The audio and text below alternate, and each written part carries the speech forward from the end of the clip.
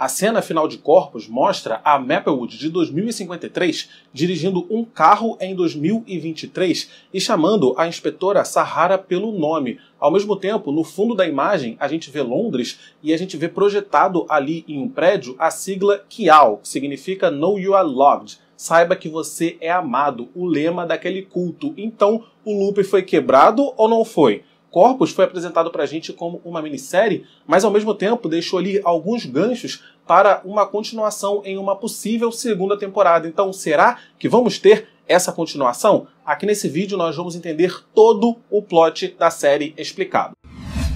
Fala galera, aqui é o Matheus Mendes, sejam muito bem-vindos a mais um vídeo aqui do canal. Vídeo esse pra gente falar de Corpos, nova série da Netflix de viagem no tempo com crime que me lembrou Dark em muitos momentos. Vocês repararam como o Elias jovem se vestia igualzinho ao Jonas, e aí o Elias jovem foi pro passado criar um culto e mudou de nome igualzinho o Jonas fez, indo pro passado e mudando de nome e virando Adam. Eu não tô dizendo que Corpos copiou Dark, até porque Corpos é baseado numa HQ da DC Comics de 2014 e também nem tô dizendo que Dark que copiou Corpos, não. Eu só tô falando aqui que as duas séries têm muitas similaridades, mas se vocês quiserem eu posso fazer um vídeo só pra isso, né, comparando as duas séries. Então coloca aqui nos comentários, porque nesse vídeo nós vamos entender todo esse plot da série, vamos comentar, né, cada uma dessas tramas que pode ter ficado confuso aí na sua cabeça e explicar o final também. Portanto, se você gosta desse conteúdo de séries e filmes, eu peço para você se inscrever no canal se você não está inscrito, ativar o sino de notificação, já deixar o like que eu tenho certeza que você vai gostar desse vídeo. E caso você queira apoiar a criação do conteúdo aqui do canal de uma outra forma, tem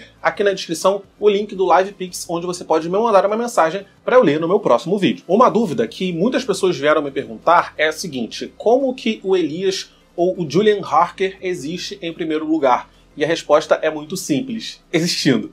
Quando a série começa, né, quando a gente começa a acompanhar essa história, o loop temporal já está rolando. Nós não vimos aonde o loop começou. E quando isso acontece, rola um fenômeno físico muito interessante chamado de paradoxo de Bootstrap. O paradoxo de Bootstrap diz que é possível uma informação existir ou um objeto existir sem ele nunca ter sido criado. Vou dar um exemplo. Suponha que você está querendo construir uma máquina do tempo. Você está lá tentando e não consegue. E aí o seu eu do futuro viaja para o passado e te dá ali toda a planta, a dica de como você faz essa máquina funcionar. Você faz, a máquina então funciona. Você envelhece e quando chega naquele momento, você, agora do futuro, viaja para o passado e ensina para o seu eu do passado como criar a máquina do tempo. Então, quem criou a máquina do tempo? Ninguém. A máquina do tempo sempre existiu, porque essa informação de como criar a máquina do tempo foi você que deu pra você mesmo, entendeu? Um outro exemplo, a gente tem exemplo aos montes disso na cultura pop, mas em Harry Potter e o Prisioneiro de Azkaban, a gente tem um exemplo disso também. Lá naquela cena, o Harry tá na beira do lago com o Sirius, ambos estão sendo atacados por dementadores, né? Eles estão quase morrendo até que um feitiço do patrono os salva. O Harry, ali naquele momento, né, ele imagina que foi o pai que o salvou, mas depois ele descobre que foi ele mesmo que o salvou, porque o ele que foi salvo no passado foi no futuro e voltou no passado para se salvar lá naquela cena. Entende? O Harry, nesse momento, ele só conseguiu salvar a própria vida porque antes ele já tinha salvo a própria vida para permitir que o eu dele no passado chegasse no futuro e voltasse para salvar a própria vida. Eu sei que é confuso, mas isso é o paradoxo de Bootstrap. Outro exemplo, na 6ª temporada de Game of Thrones, o Bran tá com o Hodor e a Meera. O Bran tá usando lá a sua visão verde, né, voltando ao passado, vendo o Hodor enquanto ele ainda era criança. Só que aqui no presente, eles estão sendo atacados por Whites. E a Meera tenta acordar Bran para fazer o Bran largar no Hodor para ajudar eles ali. O Bran então larga no Hodor do presente e do passado ao mesmo tempo, porque ele estava lá no passado olhando para o Hodor do passado, e aí isso mexe com a cabeça do Hodor, e por conta disso que ele fica repetindo, né, a palavra Hodor até o final da vida. E claro, em Dark isso acontece aos montes, mas o exemplo que mais chama a atenção, né, é a existência da máquina do tempo, que eu chamava aqui no meu canal de aparatos. O Tannhaus, em 1986, ele só conseguiu criar aquela máquina do tempo porque o Jonas do futuro deu para ele a máquina do tempo quebrada. Então ele viu a máquina do tempo quebrada, conseguiu fazer a máquina do tempo do presente funcionar. Ou seja, a informação do futuro alterando o passado. Da onde que essa informação surgiu? Essa informação nunca surgiu. Essa informação sempre esteve presente ali. E a existência do Elias na série é um exemplo por si só de paradoxo de Bootstrap. Enquanto jovem, o Elias recebeu orientações do seu eu do futuro sobre o que ele devia fazer. E ele fez, né? Ele seguiu lá as orientações, detonou a bomba, criou o tal futuro distópico, e então voltou ao passado para criar um culto que ajudaria a sua versão jovem no futuro a construir essa nova sociedade. Ao voltar para 1889, o Elias se passa pelo Julian Harker. O Julian Harker, ele existiu, ele foi ali um integrante da elite britânica na época, mas ele morreu na guerra. E o Elias está tentando assumir a identidade desse cara. A mãe do verdadeiro Julian sabe, né, que o Elias não é o filho dela, mas ela aceita embarcar nessa ideia. E aí, o Elias, utilizando de informações do futuro, usa essas informações para aumentar ainda mais os cofres da família. Com essas mesmas informações, a mãe, né, agora a mãe adotiva do Elias, ela se torna também uma médium muito poderosa. E utilizando ali da junção de espiritualidade e muito dinheiro, o Julian, né, agora Julian, consegue criar esse culto, né, que é chamado de Kial, que é a sigla para You Know You Are Loved, que traduzindo para o português é Saiba que você é amado. E aí ele começa a preparar o terreno para a explosão da bomba em Londres, que só aconteceria 134 anos no futuro. E aí ele cria o Banco da Família. O culto vai se tornando cada vez mais popular entre as pessoas ricas e influentes. Assim, o próprio Julian Harker se torna muito rico e se torna muito influente também, se tornando quase que acima do bem e do mal. E aí nós temos o corpo da Long Harvest Lane. Os corpos, né, do título Corpos, na verdade é um só corpo e pertence ao Gabriel Defoe. E a gente descobre no episódio 6 da série o motivo desse corpo ter aparecido em vários anos sem roupa e com entrada de bala, né? A bala entrou ali no corpo dele, mas sem buraco de saída. O que acontece é que aquele fenômeno físico, né, aquela partícula física que eles chamam de garganta, te permite viajar no tempo, não só para o passado, mas para o futuro também. Mas uma vez que você viaja através dessa partícula, tudo que está ali no seu corpo meio que evapora. Por isso que o Defoe, ele chega pelado, ele chega sem roupa, e a bala, né, que estaria alojada no corpo dele não está mais também. Por isso que quando o Elias viaja de volta ao passado, ele também chega pelado. E é por isso que quando a Maplewood usa também essa partícula para voltar ao passado, ela também chega sem roupa e ela chega sem aquele equipamento na sua espinha que a permitia andar. Aliás, o Defoe explica para a Maplewood, né, lá em 2053,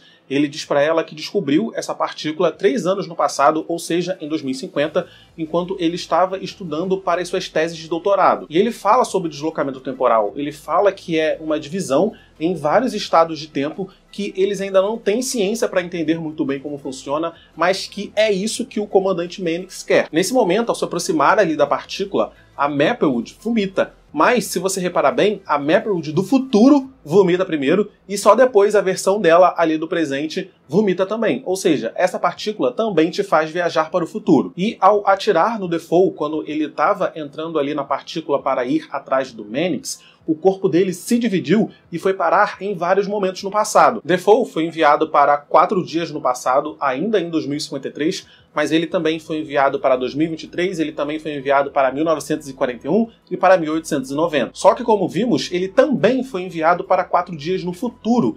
Isso sugere que o corpo dele também foi enviado para 2083, 2156 e 2207. É o mesmo Defoe, só que ele foi dividido e enviado para vários momentos diferentes do tempo. E a gente viu que todas as vezes que o Defoe foi enviado para o passado, ele morreu. Mas a versão dele, que foi enviada 4 dias para o futuro, sobreviveu porque eles já estavam ali imediatamente esperando, né, para fazer ele receber o tratamento que salvaria sua vida. Então é todo mundo que entra nessa partícula que é dividido e jogado através dos tempos? Pode ser que sim. O Defoe menciona que ele estava muito frágil para perseguir o Mannix e por isso ele foi dividido. Mas ele não tem certeza, porque, como ele mesmo disse, ninguém tem muita ciência ainda para entender como funciona essa partícula. E quando o Elias, né, o Mannix, entra nessa partícula, parece que ele vai ser subdividido também. E a mesma coisa acontece com a Maplewood. Ela fica fraca e antes dela desaparecer, a gente vê ali várias versões dela. E eu acredito sim que a Maplewood foi enviada para vários momentos no tempo, como parece que foi, né, com essa imagem aí, que a gente vê várias versões diferentes dela no tempo. Por quê? Aparentemente, a versão da Maplewood que foi enviada para 1890 ficou presa no passado, né? Não tinha como ela voltar para o tempo dela, então provavelmente ela ficou lá, envelheceu e morreu no passado mesmo. E aí, no final da série, a gente vê uma Maplewood em 2023 no carro dirigindo para a Sahara. Pode ser que essa versão da Maplewood que a gente está vendo seja a versão dela que lá na hora da divisão tenha sido enviado para 2023. E é por isso que ela se lembra da Sahara. Ela tem todas as memórias. É a mesma Maplewood que foi enviada para 1890, só que uma divisão dela. E é aqui que as coisas começam a ficar complicadas, porque Corpus foi apresentado pra gente como uma minissérie. Mas para mim tá muito claro que os showrunners colocaram esses pontos em aberto no final, porque caso a série faça muito sucesso, né, história bolha, sei lá, como Round 6, por exemplo, e a Netflix queira encomendar mais episódios, eles tenham ali já para onde desenvolver a história. Isso para mim significa que nós não vimos todas as linhas do tempo que estão em jogo. Há mais de uma linha do tempo aqui nessa história e elas estão se colidindo. A gente começou, os primeiros episódios, a gente começou assistindo uma linha do tempo, mas nos últimos episódios foi mostrado pra gente linhas do tempo diferentes sem ser identificadas. Sabe por que eu acredito nisso? Porque o Elias velho, ele era amado, né? Ele sabia que era amado e ele tinha um casamento muito feliz. Foi só quando a Maplewood voltou ao passado e falou com o inspetor Willinghead que o Willinghead, né, colocou na cabeça do Elias que tudo ia dar errado, que ele ia destruir a filha dele, que as coisas começaram a dar errado para ele. Entretanto, o Andrew falou para Sahara que ele estava fazendo tudo aquilo, né, forçando o filho dele a fazer aquelas coisas, sabendo que o filho dele ia morrer triste e arrependido de tudo que fez. Peraí, como é que o Andrew sabia que o Elias ia morrer infeliz e arrependido se nessa linha do tempo, na linha do tempo que ele explode a bomba, ele morreu velho, ele morreu feliz, ele morreu ali, né, em harmonia com a sua esposa? Para mim isso mostra que há duas linhas do tempo, há pelo menos dois loops acontecendo. Um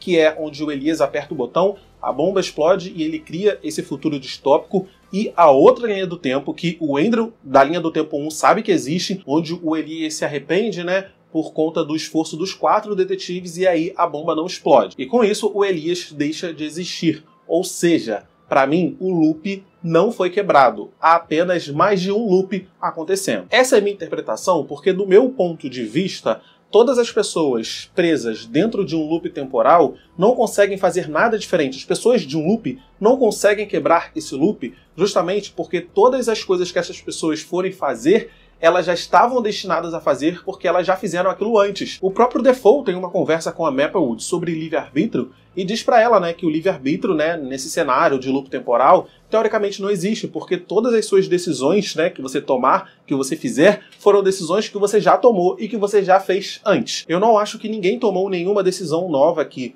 Para o loop ser quebrado, eu acredito que deveria haver interferência de uma pessoa de fora do loop, o que eu não acho que aconteceu. O que nós vimos acontecer, que é o que eu acho que aconteceu, é que a gente viu um loop secundário ali nos episódios 7 e 8, que é quando a Maplewood volta ao passado para falar com o Willinghead e ali todos os detetives juntos conseguem fazer o Mannix se arrepender e gravar, né, aquele disco para o seu Elias do futuro, na verdade, mais jovem. O Willinghead fez o Mannix duvidar de todo o seu futuro. Isso fez ele ter um casamento horrível. E por conta desse casamento horrível, quando ele chegou ali prestes a morrer, ele gravou, né, aquele disco escondido para o seu eu mais jovem que o Whiteman guardou, né, e deixou ali bem escondidinho, que era para a inspetora Sahara encontrar. Sahara então mostrou essa gravação para o Elias mais jovem e a bomba, né, que explodiria Londres e mataria 500 mil pessoas, dando início a uma nova era, né, nesse mundo distópico, não aconteceu. Com isso, o Elias nunca existiu nesse loop,